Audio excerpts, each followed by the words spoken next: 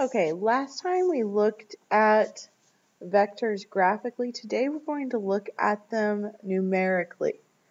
When we start looking at vectors, we can imagine that the vector is placed on an xy axis, and we can see how we can drop perpendiculars down, how we can create a right triangle using that vector with an x component and a y component.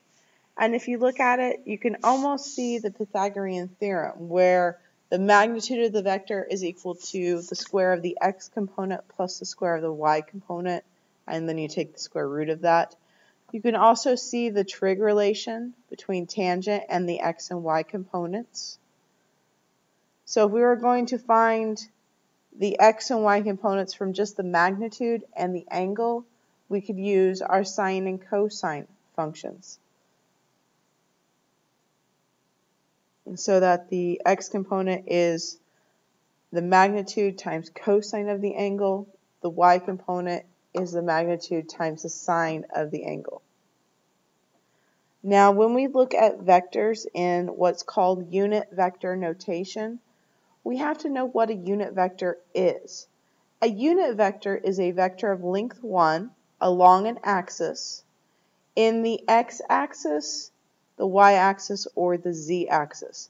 Now, there are some different notations for this, and you may see different notations between different textbooks as you're progressing from high school into college. Typically in math textbooks, you see things like x hat, y hat, z hat, or x with the small vector over the top, y with the small vector, or z with the small vector. In physics books, it's pretty universal that we use I hat, j hat, and k hat. And these are numerical. And that's primarily because we have x's, y's, and z's in the rest of our equations. So we can write vectors in two ways. The standard form to write vectors is using the magnitude and the angle. Remember that angle is always measured from the positive x-axis if you imagine the origin centered on the tail. In the unit vector notation, we write the x component times I hat plus the y component times j hat plus the z component times k hat. What we find is that the unit vector notation actually makes vector addition and subtraction very straightforward.